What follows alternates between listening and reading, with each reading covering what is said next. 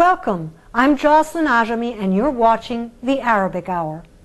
Today we conclude our profile of scholar, intellectual and activist Dr. Elaine Hagopian.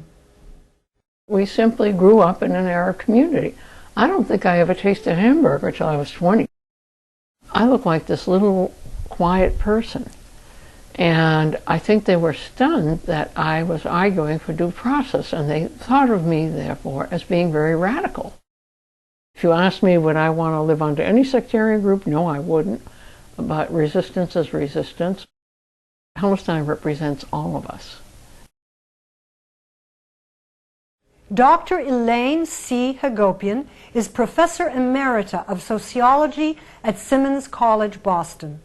She received her PhD in Sociology and Anthropology from Boston University in 1962, and she served on Smith College faculty from 1962 to 1967, after which she joined Simmons College. She was the recipient of 2 Fulbright-Hays Faculty Research Grants to do research on Palestine and Lebanon, 1971 and 1983. She held a visiting professor appointment at the American University of Beirut and distinguished lecturer at American University of Cairo. Dr. Hagopian is the principal founder of the Trans-Arab Research Institute and former president of the Association of Arab American University Graduates, AAUG, and director pro tem of the Institute of Arab Studies. In 2000, she was the major organizer of the first historic conference on the right of return, Palestinian Refugees and a Durable Peace. Her most recent book as author and editor is Civil Rights in Peril, The Targeting of Arabs and Muslims, 2004, for which she received the Myers Outstanding Book Award. She has published numerous journal articles, book chapters, and book reviews related to Syria, Lebanon, and the Israel-Palestine conflict. There is no written history that indicates that there was ever a conflict, a sustained conflict between Palestinian Arabs and people of the Jewish faith and background. And yet, in the 20th century, there has been a cycle of violence and intensity of emotion. Professor Hagopian has led delegations to Egypt, Palestine, Jordan, and Lebanon. She's a frequent public speaker on Middle East issues, and she serves as the chief political interviewer for Arabic Hour Television in Boston.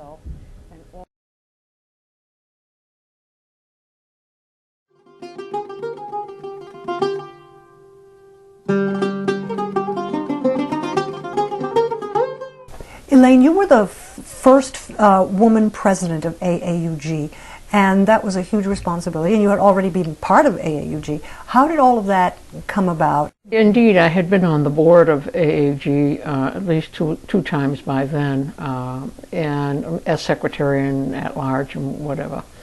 And I always worked it. I wasn't interested in being an officer, and I was nominated. And Brahim came to me, Brahim Abul, and he said, you know, you're nominated to be run for president. And I said, Brahim, I'm never going to be elected, and I don't want to be president. And he said, no, you run. Well, of course, I was elected, and I think that what people expected of me was what I had been basically doing, is that. And what most women do, you're organized. This is, I think, an important phenomena for Arab men. They're wonderful, but they're not always organized. And so it was organization, and the fact that I look at things comprehensively and try to get a wide sweep of understanding. We also expanded. We became the largest membership we had ever had, in spite of the fact that we had no computers at the time.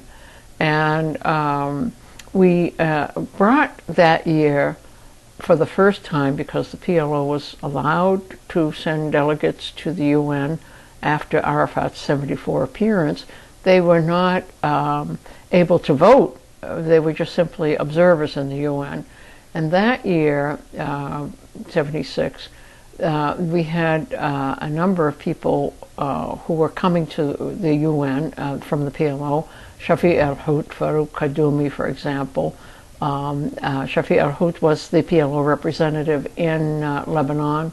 Farouk Kaddoumi was the foreign minister of the PLO, and they came to the conference. We also had invited from Israel Felicia Langa, who wrote a book called With My Own Eyes, in which she, as a Jewish person of conscience and as a lawyer, witnessed the way in which Palestinians were mistreated and the way in which the legal system, the Israeli legal system, dealt with them without any kind of rights of Palestinians. And she wrote this book.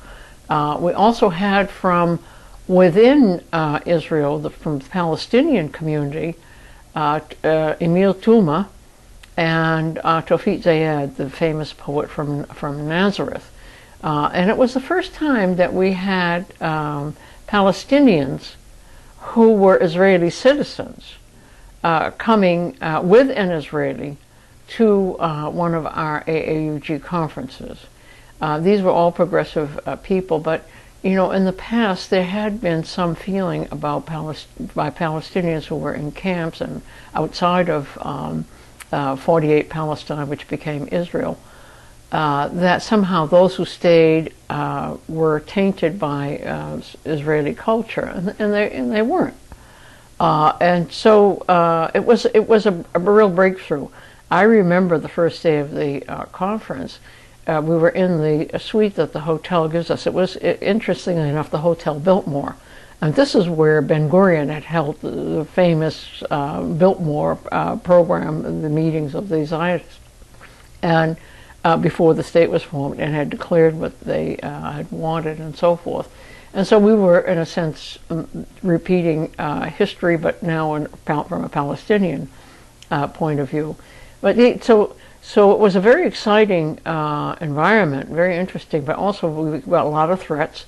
And while these people were gathered in my suite in the Biltmore, the phone kept ringing off the hook, and it were people from Israel calling Felicia Langa and calling her a traitor and wanting to do an interview with her for Israeli radio. And I was stunned, like, you know, how did they get through to us? I mean, so obviously they, it was public. They knew where we were.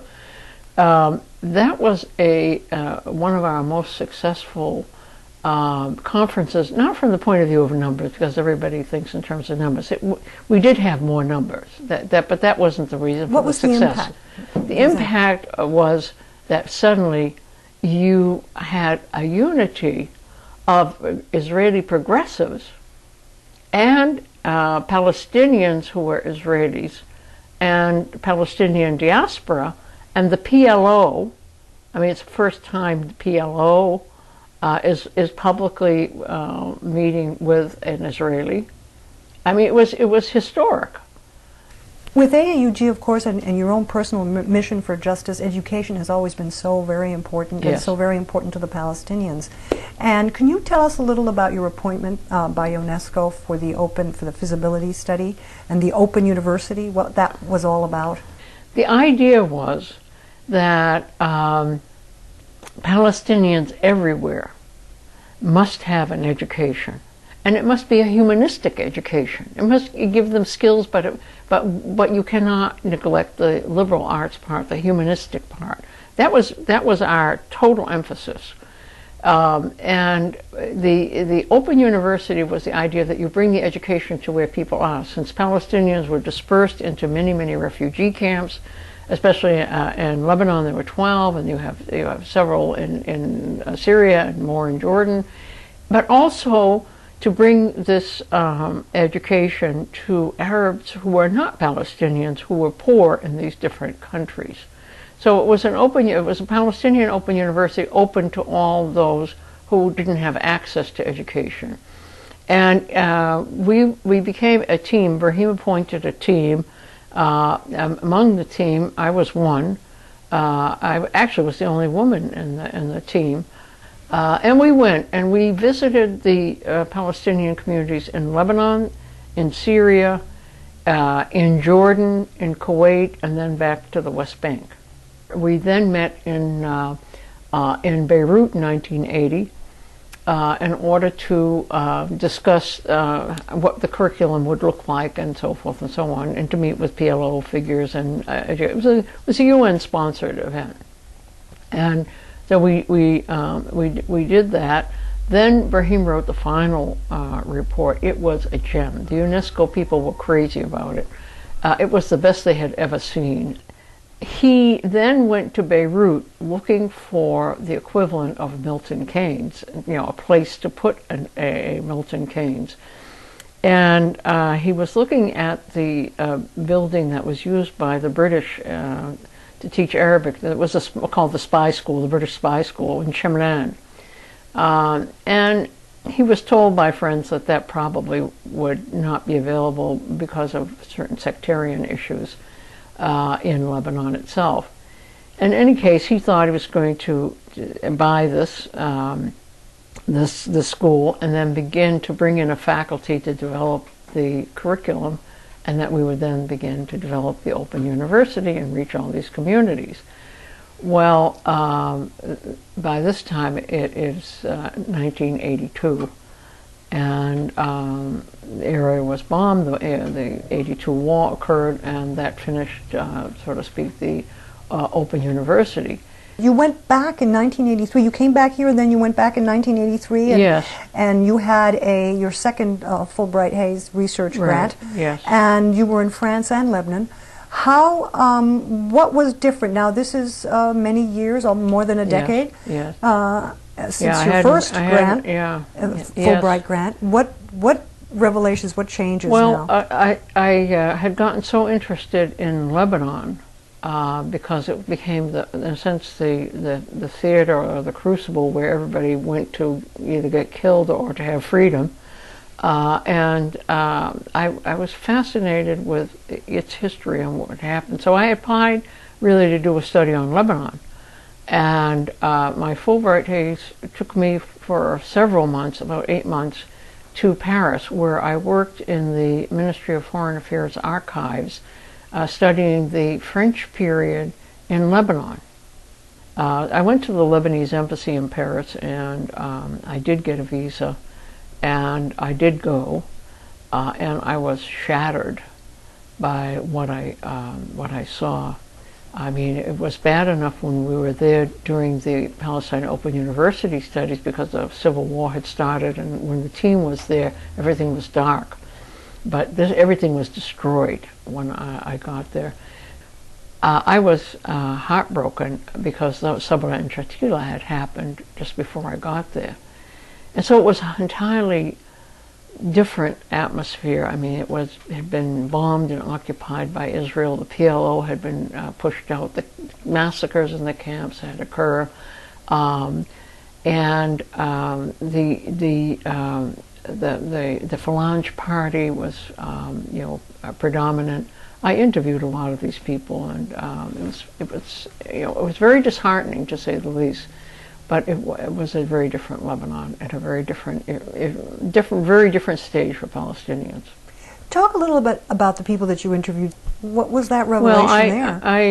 I wanted to get some idea of where these people were coming from and what they saw as the future of Lebanon. And so I interviewed, for example, Boulos Naaman, who was head of the Maronite order. And I interviewed Fuad Bustani, who was then head of the Lebanese University. I interviewed Father Joseph Mawennis, who was at the Holy Spirit University, among others.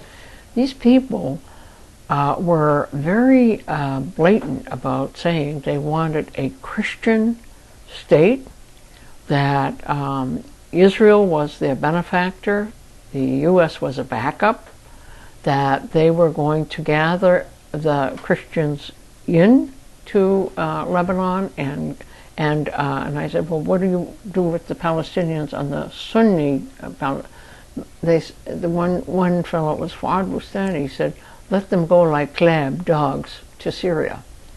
And they were feeling their oats. I mean, they thought they were big and powerful. It was very scary. One of them, Father Moennes of the Holy Spirit, I went to see him, and he gave me a copy of his book, which was written in French, about the Christian nature of Lebanon, and that the Maronites were not Arabs and so forth. He said to me, what are you? And I said, well, what do you mean? He said, well, what religion are you? And I said, well, I'm not really anything, but if you're asking me what my family was, they're Orthodox. He said, they call it Orthodox Rum in Lebanon. He looked at me, he says, Rum. He said, he said, you Rum have a problem. I said, really, what's that? He said, you think you're Arabs. He said, you see, because it's Eastern Church, you think you're Arabs. And he said, anyway, you should come back. We're going to build a Christian state here. It's going to be wonderful, and you have a duty to come back. I said, I'm not from here. I'm not from here, number one. Number two, I don't want to be in a sectarian state that excludes others. I don't want to be that. And I was letting down my academic thing because I was getting angry. And he said, no, they're all coming. The people from Iraq, the Orthodox and Maronites from Syria, they all come here. We're going to have. I said, no, thank you very much. I wish you luck, and goodbye. Well, I found this whole thing stunning, and I never realized the extent of this fanaticism. And I thought to myself, this is not what the Arab world was about, even under the Ottoman Empire, but certainly not under the Arab Islamic Empire. Not that they were perfect. No one was perfect. Not that there weren't problems, but they were much more. It was a much more civilized society than these formations, the states that have been developed, and the fanaticism that has been manifested. I was stunned. I was stunned and upset. So when you came back, how did you feel, and how, what happened? I mean, when I came back, first of all, I was very upset. This was not the Lebanon that I had once thought of staying in. At the same time, I had developed so many friends, and still had so many friends there, who were of a different ilk than those that I interviewed who were in power at that time, the Falange. And I kept thinking of how do you deal with these massacres? How do you help these Palestinians that have been chased from their homes, live like dogs in camps, and get massacred? I mean, how do you deal with the children? What do you do? And all I could think of at the time was two things, and they seemed to me not to be very powerful. One was to write about it, which I did, and the other was to raise some money to be helpful where we could give some immediate relief in the camps. That was what I did. What do you think, as an educator, is the best vehicle? You were talking about helping, and writing certainly helps. What do you think is the best vehicle for the Arab narrative to be heard? Well, I think, first of all, writing and giving talks is still very important. I think even more important is to try to bring progressive Israelis and progressive Arabs and Palestinians and other Arabs into American society for talks, tours around the country and so forth. That has been happening, and it has impacted particularly the Jewish community. But mostly I think it is important that we develop our own really capable, sharp media, along with really accurate information, not propaganda. None of this so-called Israeli Hasbara, which is just propaganda. You don't need propaganda when your case is solid. Right, and scholarship, as you It- said. it's scholarship. very important to have that, and to have it accessible to people, not so overly academic, and not so overly simplified that people can't see some of the complexities involved, and that you have two peoples involved. And much as you may dislike the Israeli power structure that has done all this stuff, the Israeli people themselves have, many of them, have been brainwashed or wanted to be brainwashed, or don't care and want what they want, like Benny Morris, who knows better but says, well, it's too bad Ben Gurion didn't finish the job, and throw out, I mean, even after he wrote books exposing how they ethnically cleansed Palestine in '48 and beyond, and his work is some of the best. Even as he wrote it and documented it and it's accurate and so forth, he says, well, yes, but we would never have had an Israel if we didn't ethnically cleanse, and the problem with Ben Gurion is he never finished the job. So, so there are some who want to, accept that. But there are a lot of good people everywhere, but there has been fear. My sense of Israelis is that they have imposed fear on them the way Bush tried to impose fear on the American people, which made a lot of them right-wing. The problem, one of the main problems, of course, in this media world we have today, is that Yasser Arafat didn't know how to address the West, and he refused sometimes to have someone else speak. He was important to the Palestinians because he was the first one who really pulled together the whole Palestinian notion, even the Palestinians in Israel. I mean, he tried to say the PLO was representative of all Palestinians. He pulled them together again as a nation. So he did do something, but what he did at Oslo, he was not a negotiator. He didn't understand the whole issue of maps, and he gave away the baby with the bathwater. Do you think there has been a peace process? No, there's just been a process. There's been a process, and that's all the Israelis ever engaged in, is a make-believe process. Oh, yes, we'll agree. And then they find some way in which to discredit the Palestinians. I would swear the '82 war, where they hit Lebanon, it was because the world had agreed on the international consensus of a two-state solution. And Israel was being pressured to do this, to speak to the PLO. And the intent of the '82 war was to destroy the PLO because it represented all the Palestinian people. If you destroy it, then all they are a human rights problem. They're just a bunch of little ethnic groups, and you just deal with them that way. So the Oslo Agreement was a total disaster. There were a number of people here who thought you should give Oslo a chance, and we held a panel on this in which Edward Said, Nasir Arori, Samir Farsoon, and Mohammed Halaj spoke. I was the chair, and we had at least one person on that panel who was absolutely in favor of Oslo and giving it a chance. Edward Said, it was 1993, had just had chemo, and he was, he had been diagnosed with with his leukemia, and he spoke so passionately, and he was dripping with sweat, and he was yellow, and he said, "I always favored a negotiated settlement, but not this one. This one, read it carefully. It is a capitulation." After the Oslo Accords, and you're here, you're in Simmons, and you're also part of AAUG. What's happening with AAUG at that point? Yeah, what happened to AAUG is that it was slowly being fragmented by the separate nationalisms, state nationalisms. People were going back to Lebanon or Egypt, or each one was sort of saying, well, my country, or Jordanian, or whatever. And so it was fragmenting. It was no longer an Arab nationalist group that it had been.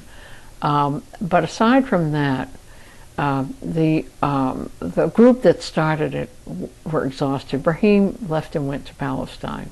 He went to even live under occupation, because for him, he wanted to work there on education. He still felt that he needed to educate the Palestinian people and prepare them for a future. What could replace AUG today? I wish I knew that there was even a hint of a replacement. AAG was just very unique. It was, and it's something that we need today. It was the equivalent of a think tank, but with membership, which was hard to keep up because that required office and things, and we had no office for a long time, and so we did it by the board. I mean, we all did the work. It's very hard to run an organization on basically volunteer help. Even we got some paid help, it was never enough. So I think one major failing was that we thought we could succeed. We believed that while we would not solve the problems, we would make a dent in it, because it was like, you know, here we come. We got the facts, and here we come, and we assumed that once people heard the facts, they would immediately recognize justice. Well, of course that didn't happen. We were utopian. We were very utopian. We were younger, and we just assumed with, you know, the justice on your side, you would, you know, win. But didn't. That was number one. Number two, we never really thought that Arabs wanted to be in separate states. That they really ultimately wanted the Gamal Abdel Nasser dream of an Arab nationalist society. And that somehow it was our duty, especially those who came in the 50s and 60s, that, to help develop the society and to be critical of the society when it was failing, to respond to the needs of its people. So that was, I mean, what was the success? The success was basically the fact that we put Palestine on the map. We think we got it out in public, that we confronted the Zionist narrative enough so that they tried very hard to put us out of business and to prevent us from speaking, that we did publish a number of excellent books and information papers that are in use still today in a number of schools, universities mostly. The main thrust of AAUG was always to uphold justice where it is obvious, and to criticize, not to operate on any kind of blind ethnic loyalty. This was not our issue. All through the 90s, of course, you continued your political activism, and in 1997, and it says a lot for your leadership, you gathered students from MIT and had a major conference where older activists could meet with newer activists. What was the legacy of that conference? Well, first, let me tell you a little bit about why we did this conference. It was called the Intergenerational Conference. This is the one you're speaking of in 1997. I felt it was our responsibility to young people to tell them where we have been, what mistakes we've made, and how to go on, so to speak. And Edward did come. He was quite ill. I mean, he would be getting a series of chemo, and this time when he came, he was ill, but he came, and he gave a brilliant talk, in which he said, let's all realize that we should not be talking about what I was told in my younger days, Zionist entity. It's Israel. And he put things right out in the line, and talked about humanism and so forth. The students ate that up. Hada Maqsood came at the time. We had some of the younger activists like Rania Masri, who was in this country at the time. Now she's in Lebanon.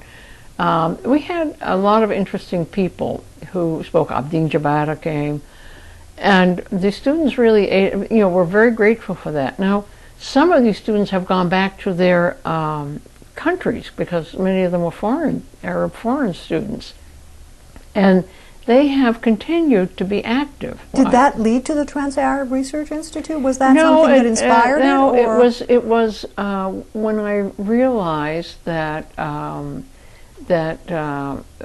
Arafat was about to go to Camp David II in July, And we held a meeting. I mean, we formed the, I worked on forming the Trans-Arab Research Institute as a result of trying to get together a little group to talk about where does the Arab world go from here, and what about the Palestinian situation. We held a meeting in Syracuse, in Sicily, and it was 97, 98, and we brought together Palestinians from within Israel, Palestinians from the occupied territories, Egyptian progressives, people from other Africa, Jordanians, others, Lebanese, and so forth.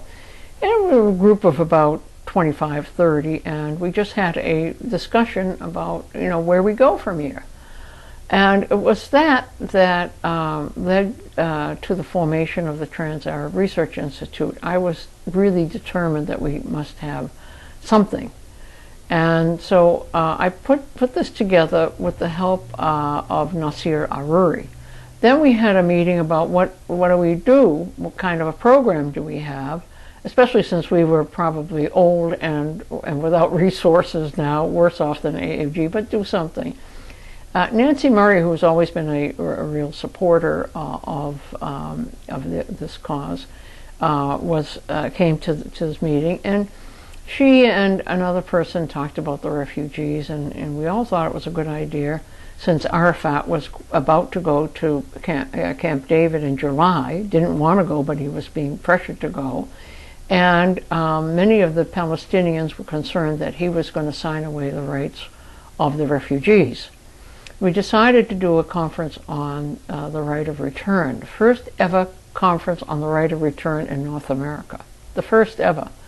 And we invited Ilan Pappé from Israel, and we invited Noam Chomsky and Alain Gresh from Paris, and Edward was a keynote speaker. We invited representatives of the refugees from the Middle East, and we had activists from this area.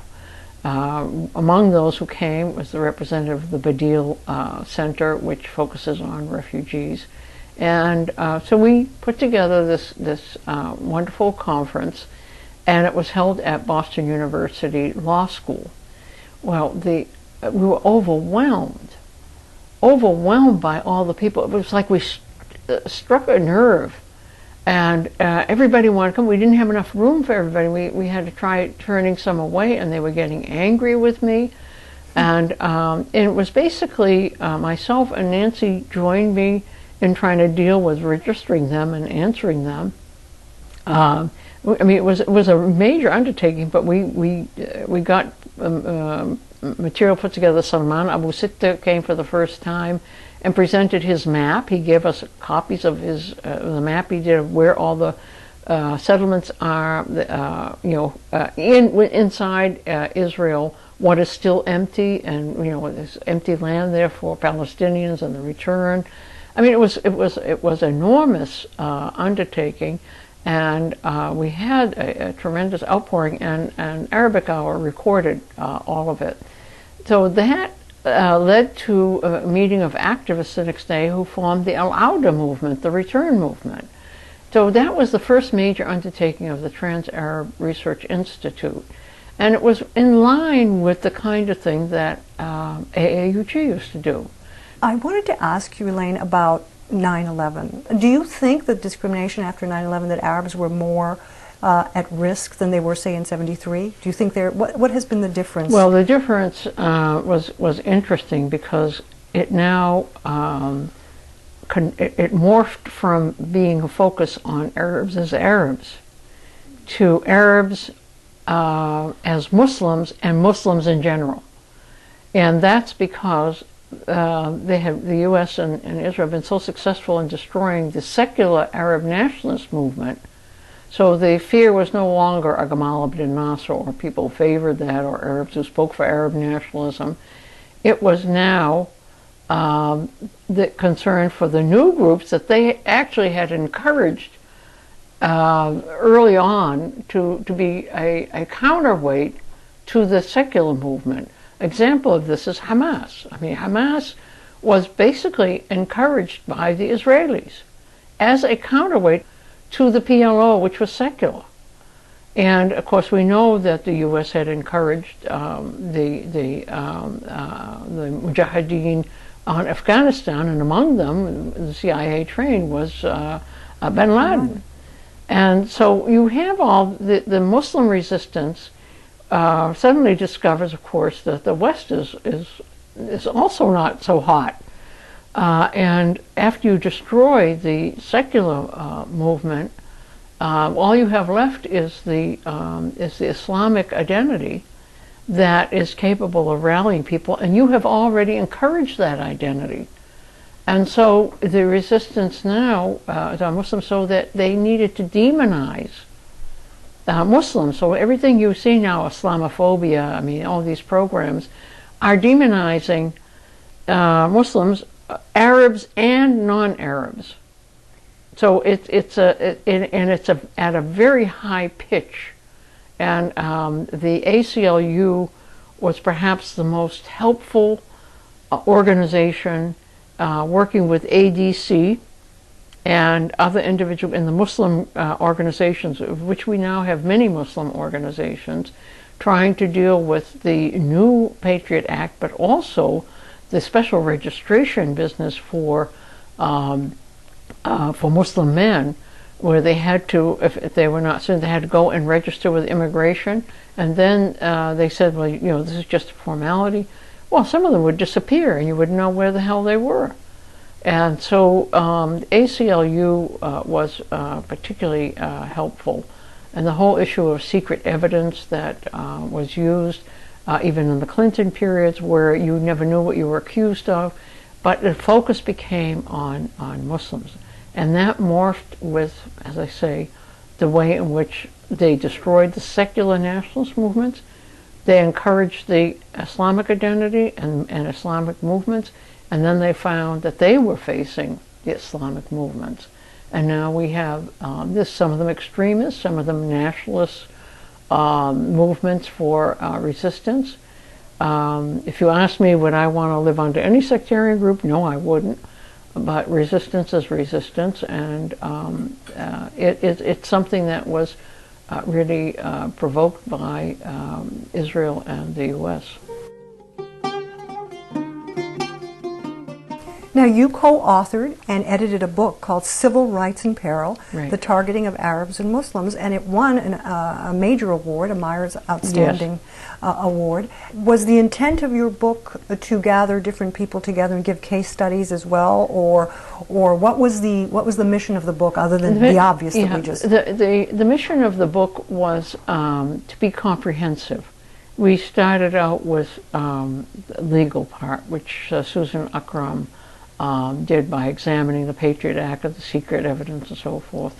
But also she was looking at the stereotypes, she and the fellow who wrote it with her, the stereotypes of Arabs and how they could focus on some of the early beginnings, like the Operation Boulder. Nancy Murray of the ACLU did a very comprehensive study of the Patriot Act. It really tore it apart and showed all the different ways in which it was eating away at our constitutional rights, and it was making it becoming a society that was monitored, at all times. We had someone who dealt with media, the way in which media was used, and then we had someone who dealt with U.S. foreign policy and how it created some of these problems. And we had the whole notion of how movements develop and how they become the focus of anger. And then, my piece was really to look at the interconnection between foreign policy and domestic issues, the interconnection of how what our policy in the Middle East does and how that reverberates back and affects the status of Muslims and Arabs here. So the intent was not only case studies, of which we gave many, but it was to be comprehensive, to show all the facets, that all the tools that were used in order to affect this violation of civil rights. And then mine focused on causes of these laws that were really illegal.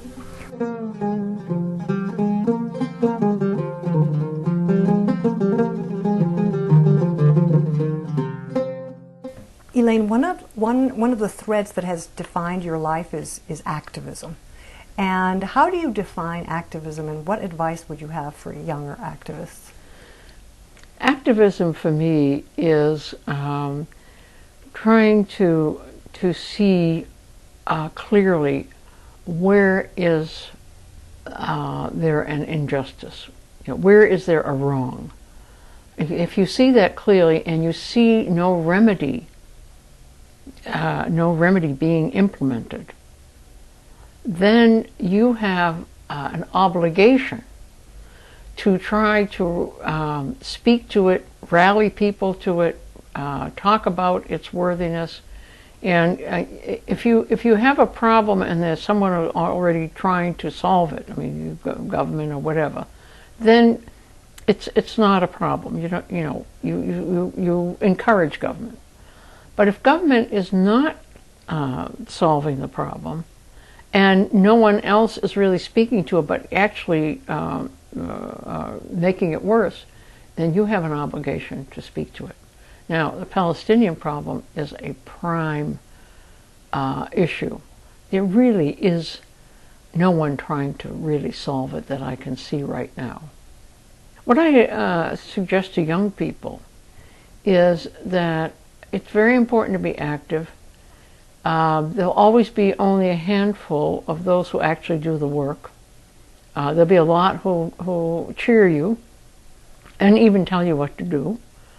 Do what you can do. Don't overburden the few who work. If you can only do one thing, do it. But the few who work, don't put all the burden on them, because you'll burn them out.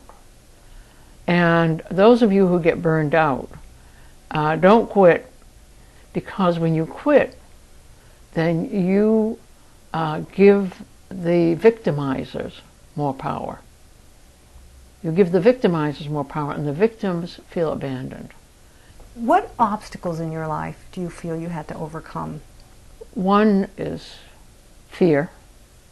I remember some of the first calls I got when I spoke to the Palestinian issue. I was threatened that they were going to come kill me, or they breathe heavy over the phone. I had to unlist my phone. The threat of losing your job. These were all very new to me, and it was frightening.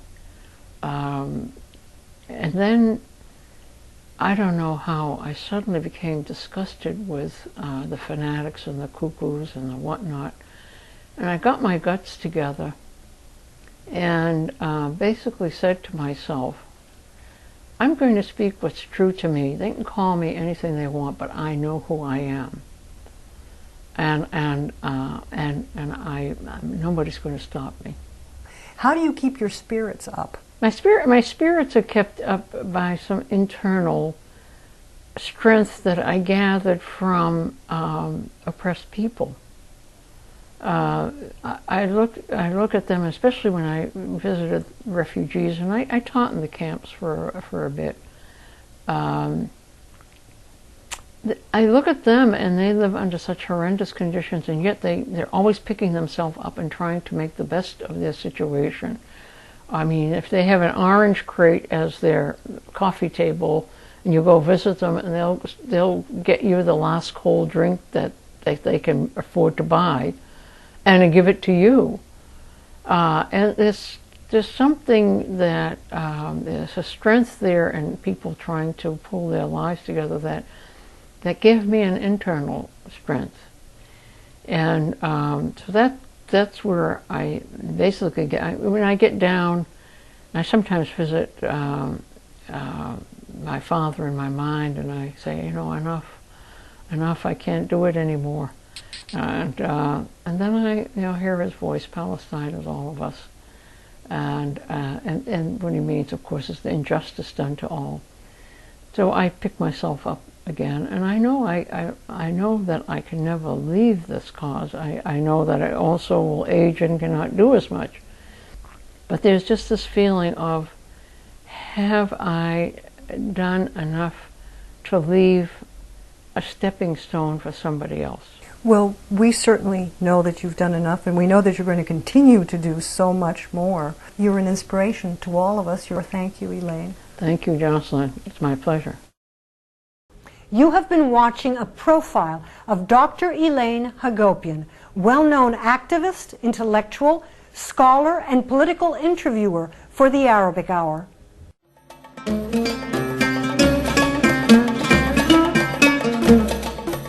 You are watching the Arabic Hour, a program of news, views, culture, cuisine, and the Arab American experience. To view today's program or any previous programs, log on to our website at www.arabichour.org.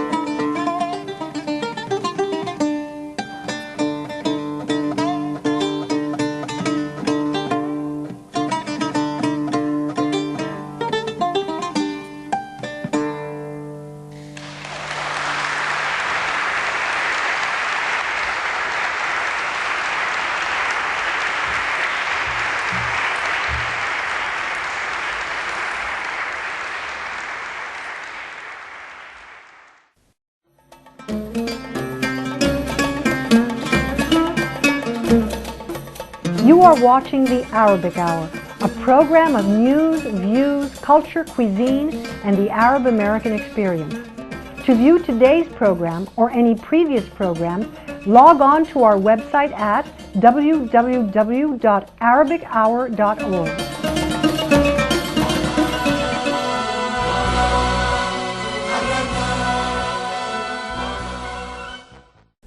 Thank you so much for joining us. Some stations will be leaving us, and we look forward to seeing you next week.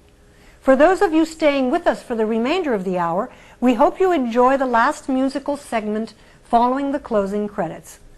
On behalf of all the volunteers here at the Arabic Hour, I'm Jocelyn Ajami, and we look forward to seeing you next week.